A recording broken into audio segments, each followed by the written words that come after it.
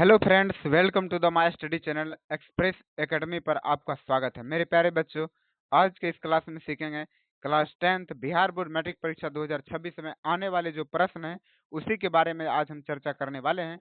तो चलिए, आज का इस चैप्टर का नाम है धातु एवं अधातु और महाभिविया ऑब्जेक्टिव क्वेश्चन है, यहीं से परीक्षा में आने वाला है। तो चलिए, बिना देर के हुए आज के इस सेशन को शुरू करते हैं।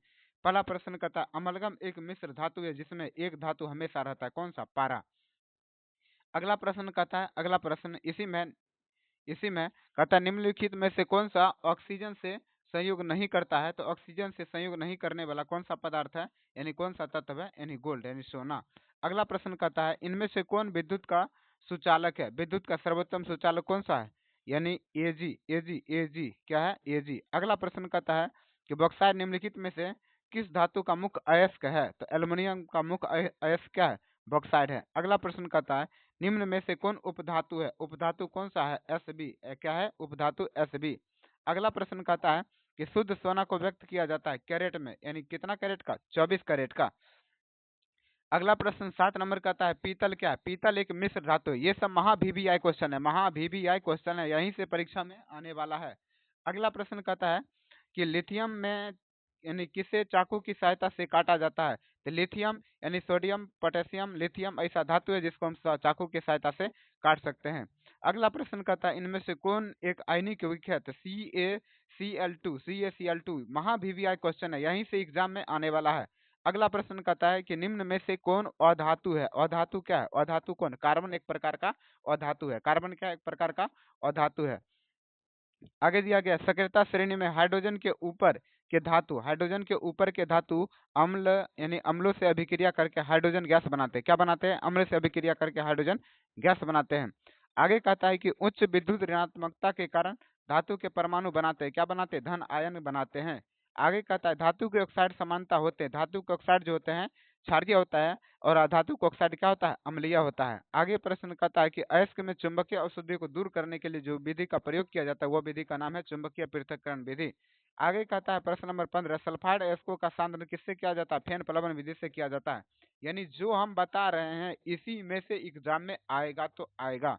आगे का प्रश्न कहता है कि निम्नलिखित में से कौन एल्युमिनियम का एक मिश्र धातु है?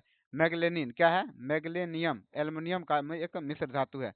आगे कहता है, कॉपर का निष्कर्षण मुक्ता किस अयस्क से किया जाता है? तो कॉपर पायराइड्स यानी CuFeS2 के द्वारा किया जाता है। आगे कहता है, किसी अधातु के परमाणु के बाह्यतम शेल में इलेक्ट्रॉन की संख्या कितना होता है? 4 5 6 7 8 हो सकता है।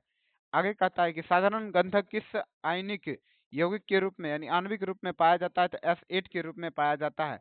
फास्फोरस का आणविक सूत्र क्या होता है? P4 होता है। आगे कहता है प्रश्न नंबर 21, सोना निम्नलिखित में से किस द्रव में घुल जाता है? तो अम्ल राज यानी एक्वारेजिया में घुल जाता है। अगला प्रश्न कहता है 22 नंबर की, कौन सा कमरे के ताप पर द्रव अवस्था में धातु पाया जाता है? द्रव अवस्था में पाया जाता है अधातु है। अधातु या क्या है? ब्रोमीन। क्या है? ब्रोमीन। आगे कहता है कि सीसा और टीन मिश्र धातु को क्या कहते हैं? सोल्डर कहते हैं। क्या कहते हैं? सोल्डर कहते हैं। ये तो आएगा ही आएगा। अगला प्रश्न कहता है कि निम्नलिखित में से कौन अभिक्रियाशील है? कौन अधिक अभिक्रियाशील है? यानी कॉपर। आगे कहता है, निम्नलिखित में से कौन अति ज्वलनशील है? यानी श्वेत फास्फोरस क्या है? अति ज्वलनशील है। प्रश्न नंबर 26 कहता है कि विद्युत अपघटनी परिष्करण में अशुद्ध धातु को बनाया जाता है किस पर? एनोड से बनाया जाता है। और अशुद्ध धातु को एनोड से बनाया जाता है। आगे कहता है प्रश्न नंबर 27, निम्नलिखित में से कौन सबसे अधिक अभिक्रियाशील धातु है? पोटेशियम यानी के। अगला प्रश्न कहता है, वल्वनीकरण एक प्रक्रिया में प्राकृतिक रबर के साथ निम्नलिखित में से क्या मिलाया जाता है? साधारण गंधक को मिलाया जाता है। प्रश्न नंबर 29 कहता है, 1 ग्राम सोना से कितना किलोमीटर लंबा तार बनाया जा सकता है? तो 2 किलोमीटर लंबा तार बनाया जा सकता है। कमरे के ताप पर मरकरी धातु किस अवस्था में पाई जाती है? तो द्रव अवस्था में पाई जाती है। आगे प्रश्न कहता है प्रश्न नंबर 37, व्यावसायिक स्तर पर एल्युमिनियम धातु का निष्कर्षण किस अयस्क से किया जाता है? तो एल्युमिनियम यानी बॉक्साइड से किया जाता है। बॉक्साइड से किया जाता है, जिसका सूत्र क्या होता है? Al2O3 × 2H2O। अगला प्रश्न नंबर 32 कहता है कि लोहे के निष्कर्षण में चुना गया कैल्शियम सल्फेट CaSiO4 एक यौगिक बनाता है, उस यौगिक का क्या कहलाता है? यानी नाम क्या है? धातुमल।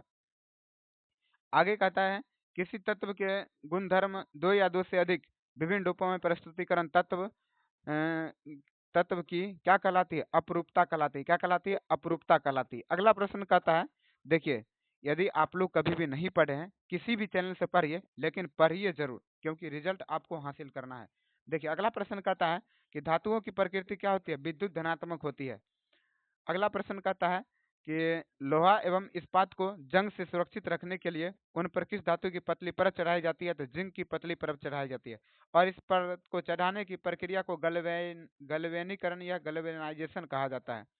अगला प्रश्न कहता है, किसी रासायनिक यौगिक को गर्म करने पर प्लास्टर ऑफ पेरिस प्राप्त होता है? किस रासायनिक को यौगिक को गर्म करने पर प्लास्टर ऑफ पेरिस प्राप्त होता है? जिप्सम को 120 डिग्री सेल्सियस पर गर्म करते हैं तो प्राप्त होता है।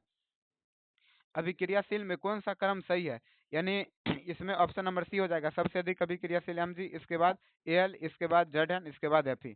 अगला प्रश्न कहता है, एक्वारेजिया किस अनुपात में सांद्र हाइड्रोक्लोरिक अम्ल एवं सांद्र नाइट्रिक अम्ल का ताजा मिश्रण होता है? 3:1 होता है। रट लीजिए, एकदम रट लीजिए सभी क्वेश्चन को। आगे कहता है, अपने शुद्ध रूप में धातु की सतह होती है, क्या होती है? अपने शुद्ध रूप में धातु की सतह चमकदार होती है।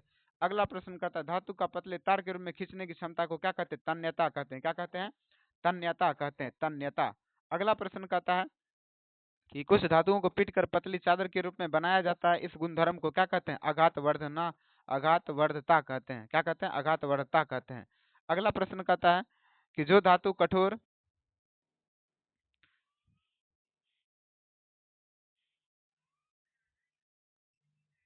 जो धातु कठोर जो धातु कठोर सतह से टकराने के बाद आवाज उत्पन्न करता है, उसे क्या कहते हैं? उसे क्या कहते हैं? ध्वनिक यानी सोनोरस के नाम से जाना जाता है। अगला प्रश्न दिया गया है, क्या कहता है? सबसे अधिक तन्य धातु कौन सा है? सबसे अधिक तन्य धातु कौन सा है? सबसे अधिक तन्य धातु क्या है? सोना। सबसे अधिक तन्य धातु क्या है? सोना। आगे का प्रश्न कहता है कि कौन अधातु होते हुए भी चमकीला होता है? आयोडीन। अधातु होते हुए भी क्या होता है? चमकीला होता है। आगे का प्रश्न कहता है, सबसे कठोर प्राकृतिक पदार्थ कौन सा? हीरा। हीरा महा VVI क्वेश्चन है, ये सब रट लीजिए, क्योंकि इसी में से परीक्षा में छपने वाला है, प्रश्न छपने वाला है। अगला प्रश्न कहता है कि एल्युमिनियम पर मोटी ऑक्साइड की परत बनाने की प्रक्रिया को क्या कहते हैं? एनोडीकरण कहते हैं। क्या कहते हैं? एनोडीकरण कहते हैं। यानी इसमें हम जाने, यानी चैप्टर नंबर 3 में हम कुल मिला के कितना प्रश्न किए हैं? 46 प्रश्न किए हैं। 46 प्रश्न को आप लोग के समक्ष हम बताए हैं। यदि परीक्षा में आएगा तो इसी सब में से परीक्षा में आने की गारंटी है। आने की क्या है?